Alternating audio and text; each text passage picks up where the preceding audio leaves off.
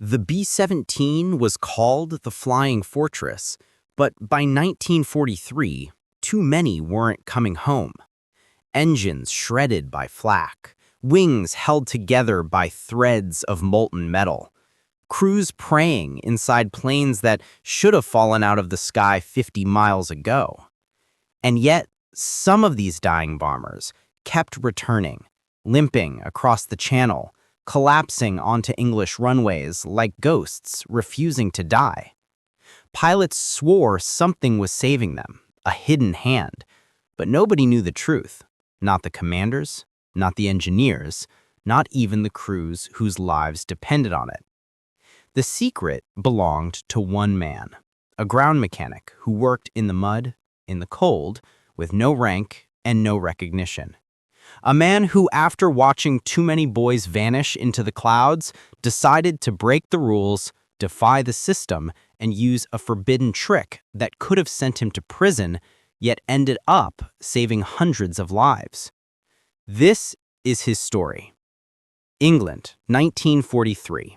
The war in the air was a mathematically brutal equation. Every morning, hundreds of B-17 flying fortresses lifted off from airfields scattered across the English countryside. Tight formations climbing into gray skies, engines roaring in perfect synchronization. The men inside, boys really, most of them barely 20 years old, knew the statistics. They'd heard the whispers in the mess halls, seen the empty bunks multiply after each mission. 1 in 4 wouldn't make it through their tour of duty. Some days, the odds were worse. The cold was the first enemy. At 25,000 feet, temperatures dropped to 40 below zero. Ice formed on oxygen masks. Frostbite claimed fingers and toes. Then came the flak. German anti-aircraft fire that turned the sky into a landscape of black explosions, each one capable of tearing through aluminum skin like paper. And if you survived the flak, there were the fighters. Messerschmitts and Focke-Wulfs diving out of the sun, cannons blazing, hunting the stragglers, the wounded, the unlucky. The B-17 was supposed to withstand it all. 4 powerful engines, 13 50 caliber machine guns, armor plating protecting vital areas. The Army Air Forces called it a fortress for a reason. But metal fatigues, structures fail. Design flaws emerge under the stress of combat that no engineer anticipated in a peaceful drawing room back in Seattle. And when they failed, men died. Staff Sergeant Harold Richardson, Hal to everyone who knew him, stood knee-deep in mud on the edge of a runway at RAF Thorpe Abbotts, watching the bombers return from a raid on Bremen. His hands were raw from working cold metal without proper gloves. Oil stained his coveralls black. He'd been awake for 16 hours, but he couldn't leave. Not until he knew how many came back. Not until he counted. 21 had left that morning. He watched them climb and vanish into the clouds, their contrails streaking the dawn sky. Now, in the fading afternoon light, he counted the silhouettes appearing on the horizon. 15, 16, 17. The math was simple and terrible. 4 crews gone. 40 men just gone. But even the ones returning weren't whole. The first bomber to land came in hot, one engine feathered, smoke trailing from its wing. The pilot fought the controls all the way down, bouncing hard on the runway, the scream of tortured metal audible even over the remaining engines. Fire crews raced alongside as it rolled to a stop. Hal was already running. This was his job: assess the damage, determine what could be repaired, what needed replacement, what was beyond saving. He'd been a mechanic before the war, fixing tractors and farm equipment in Iowa. He understood metal, stress points, how things broke and how to fix them. The Army Air Forces needed men like him desperately, so they'd given him 3 weeks of training and shipped him to England. That was 18 months ago. He'd learned more about aircraft in those months than any manual could teach him. He learned by watching planes return shredded. He learned by pulling dead gunners from turrets. He learned by seeing which modifications worked and which failed, which weak points the Germans targeted, where the B-17's armor was too thin, and where it was wasted on areas that rarely took hits.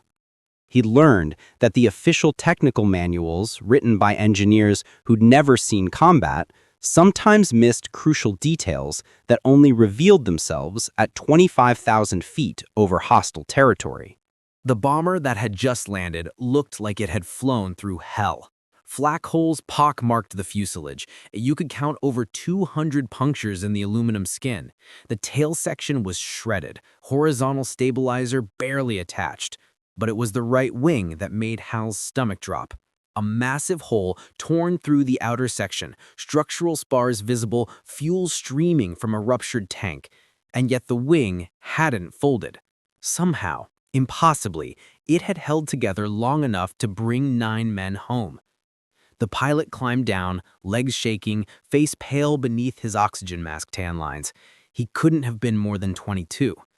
Lieutenant Morrison, Hal knew him. A good pilot, careful, lucky, up until today. "I don't know how we made it back, Sarge," Morrison said, voice hollow.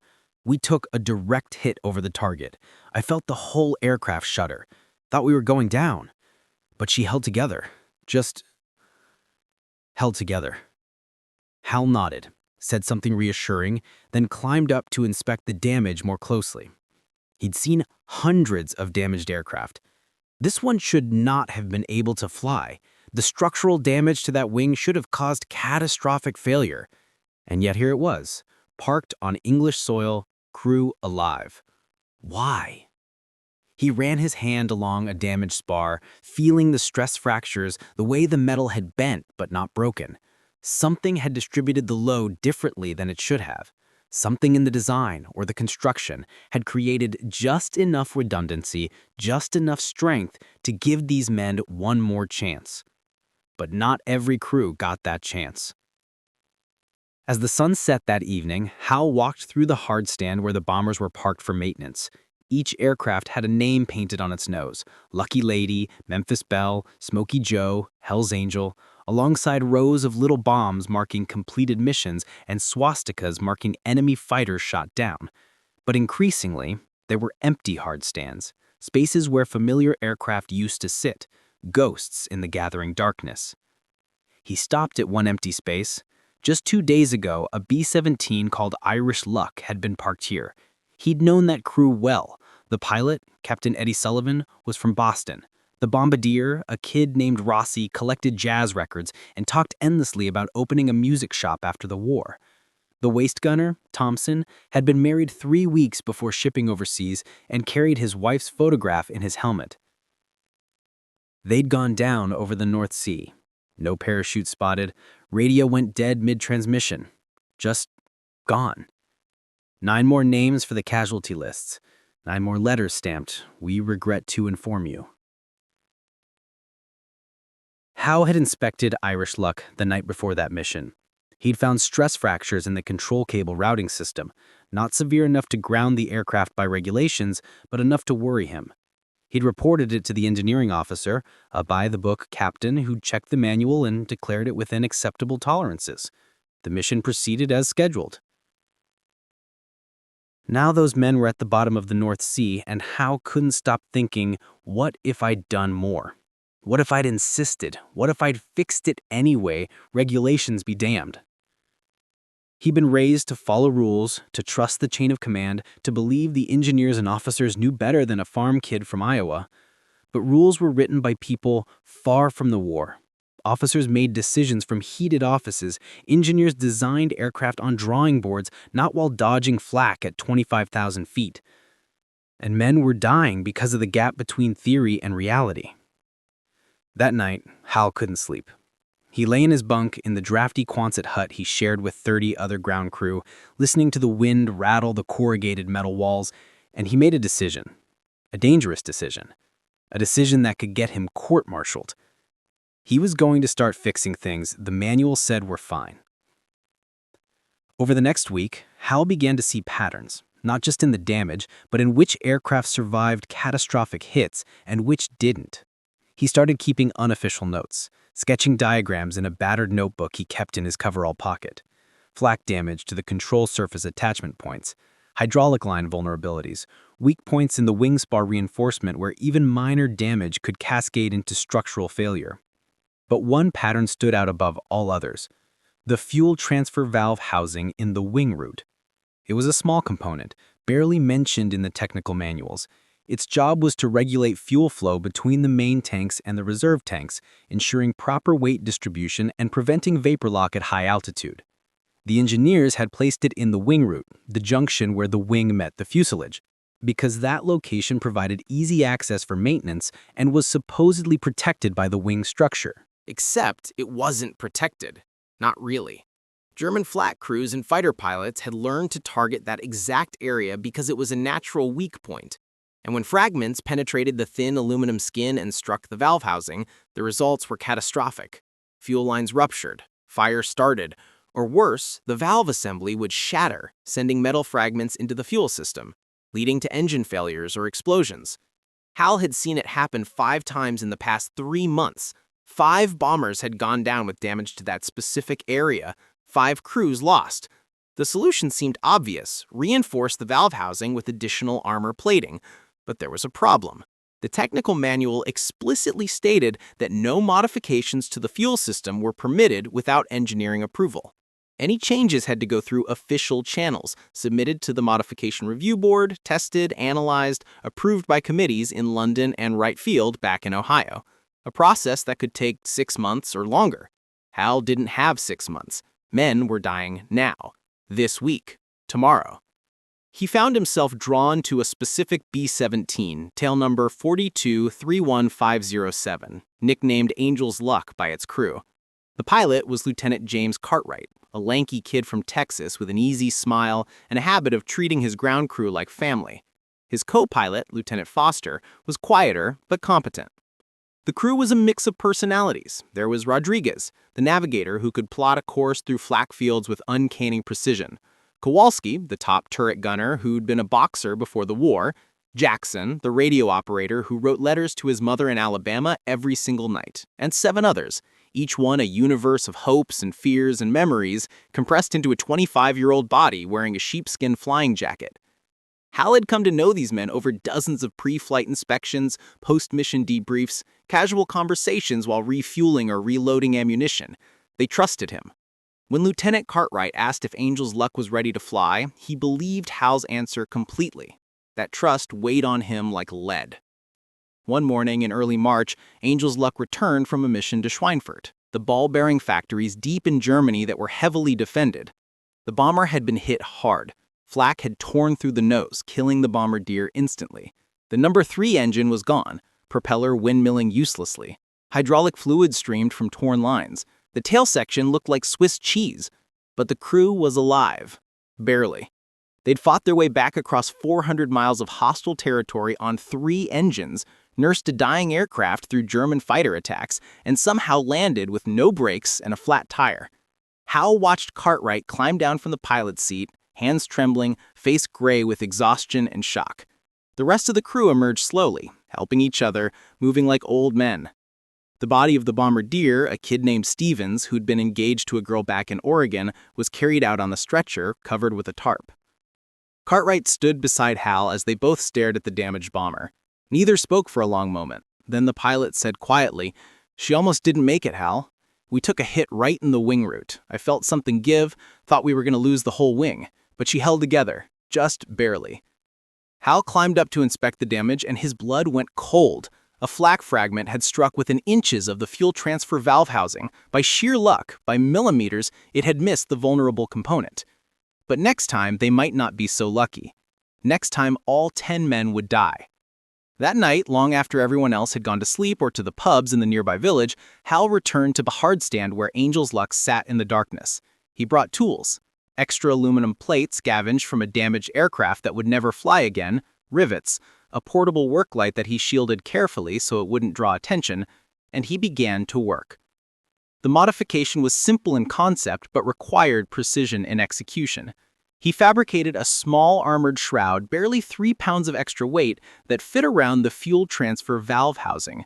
It wouldn't stop a direct hit from a large flak fragment, but it would deflect smaller pieces, reduce the impact of near misses, provide just enough protection to make the difference between catastrophic failure and survivable damage. He worked carefully, quietly, constantly looking over his shoulder. What he was doing was technically illegal, unauthorized modifications to aircraft systems. If caught, he could face court-martial. At minimum, he'd be stripped of rank and sent home in disgrace. At worst, if a plane crashed and investigators traced it to his modification, he could face charges of negligence or even sabotage. But he couldn't watch anymore. Couldn't stand by while men died from a design flaw he could fix with 3 pounds of scrap metal and an hour of work. By dawn, he was finished. The modification was invisible unless you knew what to look for. Just another piece of metal in the complex maze of aircraft systems. He'd matched the riveting pattern to the surrounding structure. He'd used standard fasteners. To a casual inspector, it would look like original factory construction. He cleaned up his tools, disposed of the metal scraps, and walked back to his bunk, exhausted but wired with nervous energy. He'd crossed a line. There was no going back now. 3 days later, Angel's Luck flew another mission. Target, submarine pens at Wilhelmshaven. The formation encountered heavy flak over the target, a wall of black explosions that the pilots called walking through hell. 3 bombers went down in flames. 2 more turned back with major damage. Angel's Luck took multiple hits. Flak tore through the tail section, knocked out an engine, shattered the ball turret glass. And one fragment, one single piece of jagged steel, struck the wing root directly over the fuel transfer valve.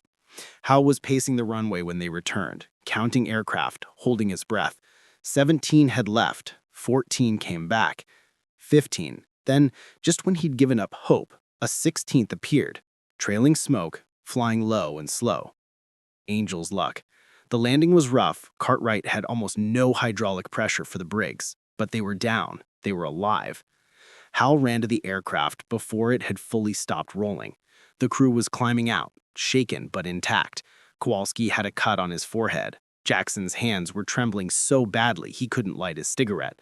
But they were breathing. They were whole. Lieutenant Cartwright saw Hal and walked over, pulling off his leather helmet. His eyes were haunted but grateful. "We took a bad hit over the target, right in the wing root.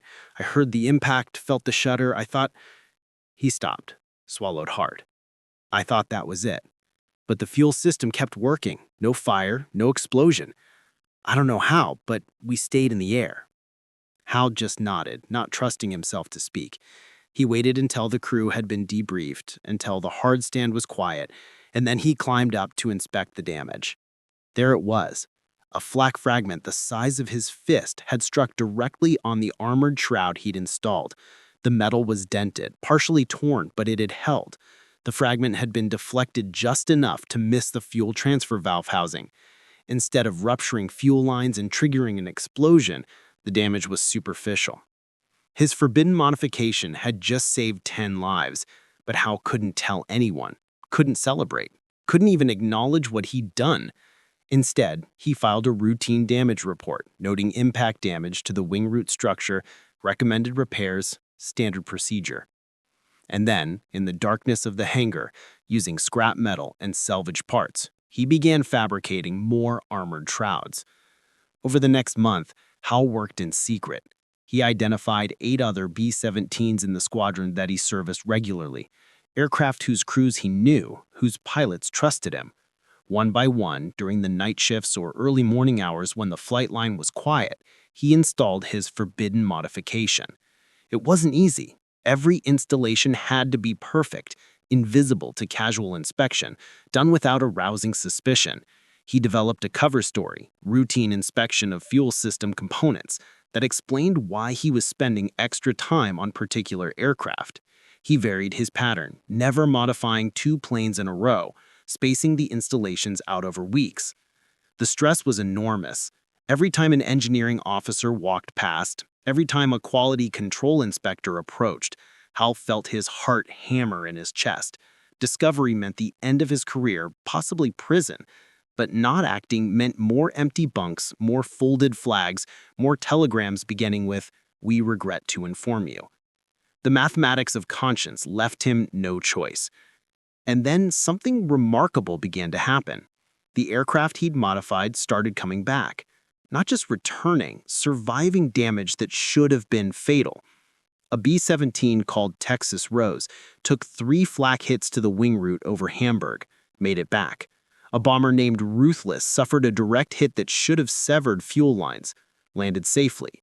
Another called Knockout Dropper absorbed damage that had killed other crews and kept flying.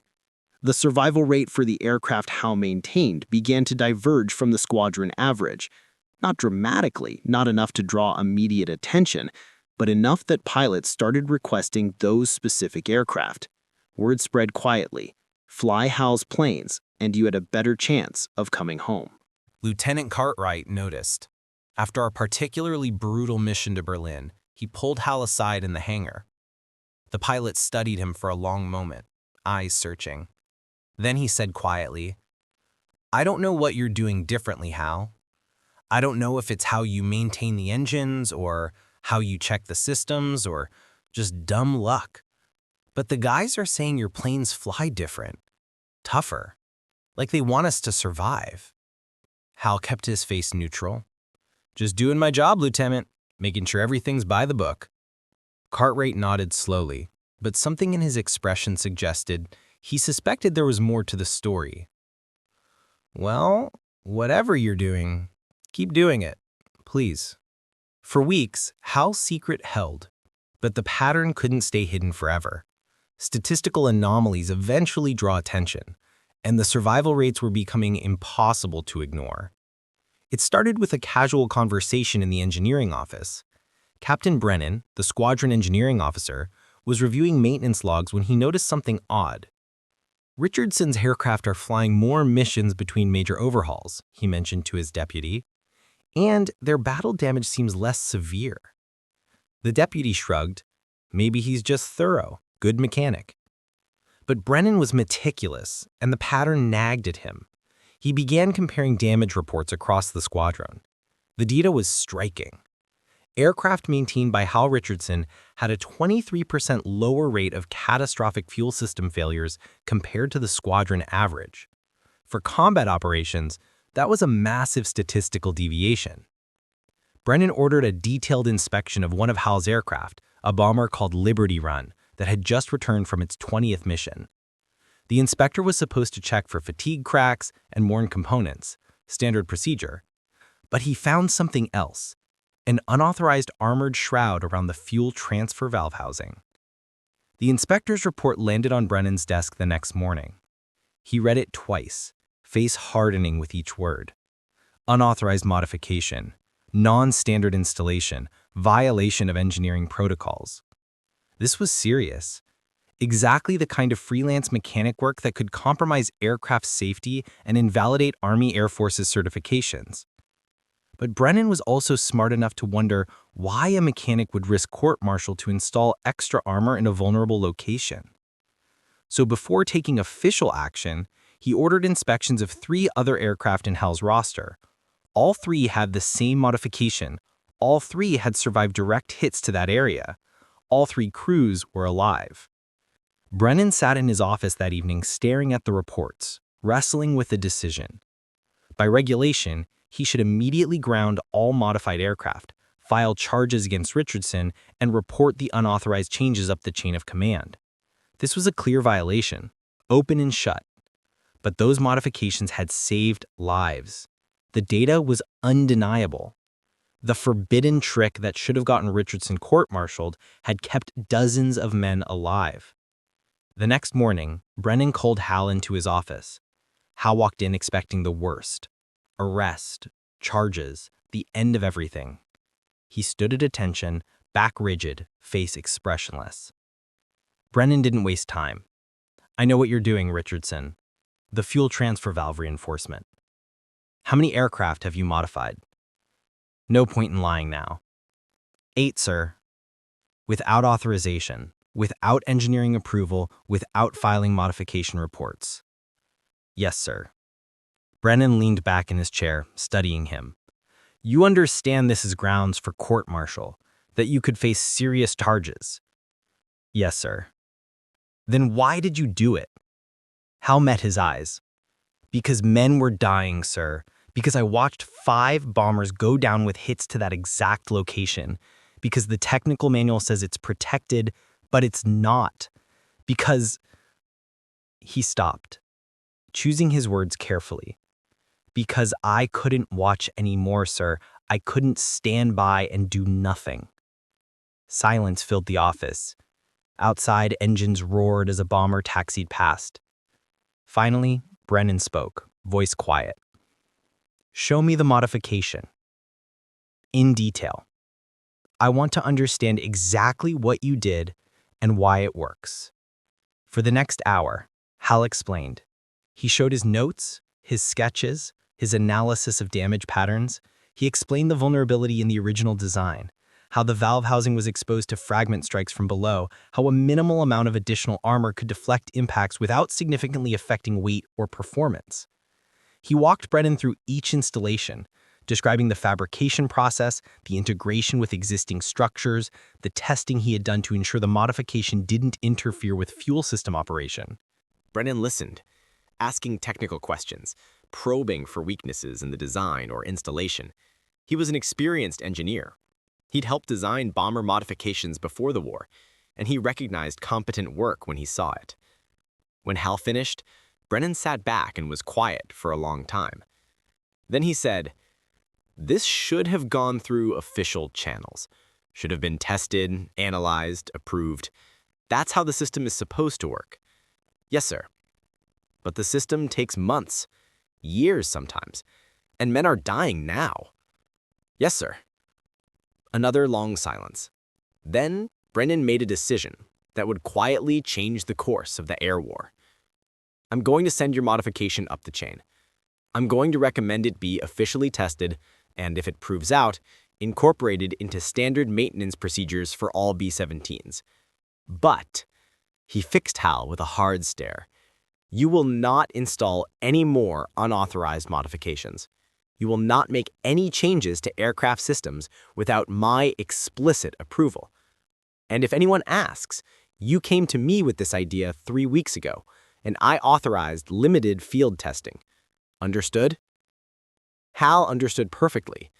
Brennan was protecting him, covering for him, while also ensuring the modification could be officially adopted. "Yes, sir. Thank you, sir." "Don't thank me yet, Richardson. If this modification causes even one aircraft to crash, we're both going to prison." But it didn't cause crashes. Instead, over the next 6 weeks, the modification was quietly tested, analyzed, and validated. Engineers at Wright Field confirmed that Hal's design was sound. In fact, it addressed a vulnerability they'd been aware of, but hadn't prioritized for correction. The minimal weight addition had negligible impact on performance. The armor placement was optimal for deflecting the most common fragment strike angles. By June 1943, the modification was officially approved. Orders went out to maintenance depots across England. Install armored shrouds on fuel transfer valve housings during standard maintenance cycles.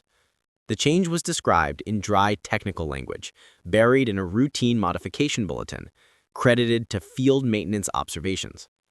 Hal Richardson's name appeared nowhere in the official documentation. But on flight lines across England, ground crews knew. Pilots knew. Crews returning from missions over Germany knew. The word spread quietly, passed along in whispers over coffee and cigarettes. There's a mechanic at Thorpe Abbott's who figured out how to keep bombers flying, who saved lives by breaking rules. The missions continued. The air war ground on with brutal arithmetic. B-17s still went down in flames over the Ruhr and Berlin and Schweinfurt. Men still died at 25,000 feet, freezing and bleeding and praying. The modification didn't make the bombers invulnerable. Nothing could. But it shifted the odds. Just slightly. Just enough.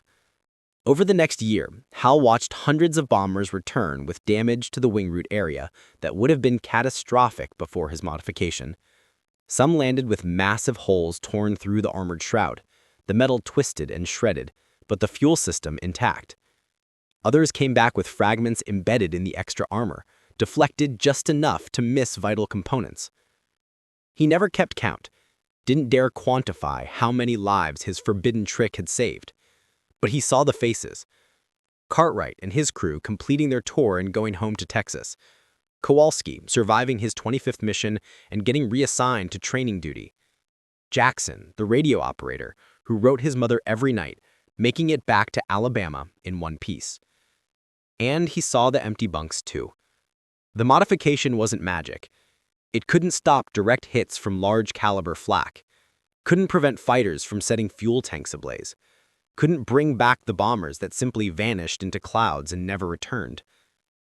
But some men who would have died got to live. Some mothers got their sons back. Some wives got to grow old with their husbands. Some children got to know their fathers. One man's hands, working in darkness and secret, had changed the mathematics of survival just enough to matter. In August 1944, Hal received new orders. The invasion of Europe was well underway, and ground crews were needed in France to maintain aircraft operating from forward bases. He packed his few belongings, said goodbye to the crews he'd come to know, and climbed aboard a transport plane heading across the channel. Lieutenant Cartwright, now a captain with 2 distinguished flying crosses, came to see him off. They shook hands on the rain-soaked runway, 2 men who understood each other without needing many words. "You saved my life, Hal," Cartwright said simply. "You know that, right?" Hal shrugged, uncomfortable with direct gratitude. "Just did my job." No, you did more than your job. You did what was right, even when it was dangerous, even when you could have gotten in serious trouble. Cartwright smiled. That takes a special kind of courage. Hal didn't feel courageous. He felt like a farm kid from Iowa who'd watched too many boys die and done the only thing he could think to do. But he nodded, accepting the words. As the transport plane lifted off, Hal looked down at the patchwork of English fields and runways falling away below. Somewhere down there, bombers were being prepped for another mission. Crews were checking parachutes and test-firing guns. Pilots were studying maps of targets deep in Germany. And ground crews, men like him, whose names would never make the history books, were working in the cold and mud to keep the machines flying. The war ended in May 1945. Hal Richardson returned to Iowa, back to fixing tractors and farm equipment, back to a life that felt both familiar and impossibly distant from the world he'd inhabited for 3 years. He didn't talk much about the war. When neighbors asked, he'd say he'd been a mechanic in England, nothing special, just kept planes running. He never told them about the forbidden trick, never explained the modifications that had spread through bomber groups across the European theater, never counted how many men made it home because he'd worked through cold nights fabricating armor from scrap metal. In 1987, a researcher writing a history of ground crew operations came across a curious statistical anomaly in archived maintenance records from the 100th Bomb Group. Aircraft maintained by a Staff Sergeant Harold Richardson had demonstrated significantly higher survival rates than the squadron average. The researcher couldn't explain why. The record showed standard maintenance procedures, nothing unusual. But in the margin of one damage report, someone had written in pencil, barely legible after 4 decades, "Hal's armor saved us." The researcher tried to find Richardson for an interview, but learned he died in 1981. Heart attack while fixing a broken tractor in his barn, tools still in his hands. His obituary in the local newspaper mentioned he'd served in the Army Air Forces during the war, but gave no details. There was no mention of medals or commendations. His name had never appeared in any official citations or awards. The mechanic who'd saved hundreds of lives had passed from the world quietly, just as he'd lived, without recognition, without fame, without needing either. But in a small farmhouse, his daughter found a battered notebook filled with sketches and calculations and notes written in her father's careful handwriting, technical diagrams of bomber fuel systems, tables tracking damage patterns, and on the last page, a list of names: pilots, navigators, gunners, radio operators. Dozens of names, each one representing a crew that had made it home. She didn't understand the significance of the notebook at first, but years later, at a B-17 veterans reunion, she met an elderly man who'd been a pilot in the 100th Bomb Group. When she mentioned her father's name, the old pilot's eyes widened. "Your father was Hal Richardson? The mechanic?" "Yes. Did you know him?" The pilot was quiet for a moment, lost in memories 60 decades old. Then he said softly, "He saved my life. Probably saved hundreds of lives. We all knew it, even if we couldn't prove it. There was something about the planes he maintained. They just survived, when they shouldn't have." He paused, then added, "Your father was a hero. He never got credit for it. Never got the medals or recognition. But he was a hero to every man who flew a bomber he'd touched. We never forgot him." In the end, that's perhaps the truest measure of heroism. Not the medals or the parades or the history books, but the quiet knowledge that you did what needed doing, regardless of cost or consequence. That you saw a problem and fixed it, saw suffering and worked to prevent it, saw men dying and did everything in your power to save them. Harold Richardson never sought glory, never claimed credit, never told his story. He simply worked in the mud and the cold, hands raw, body exhausted, doing what he believed was right, even when it was forbidden. And because of him, hundreds of young men who should have died in the skies over Germany got to come home, got to see their families again, got to live full lives, have children and grandchildren, grow old watching sunsets that they'd earned the right to see because one ground mechanic decided that following regulations mattered less than saving lives. Today, restored B-17s fly at air shows across America. Their aluminum skins gleam in the sun. Their engines thunder with the same powerful roar that once filled the skies over England. Elderly veterans watch them fly, remembering youth and war and friends long gone.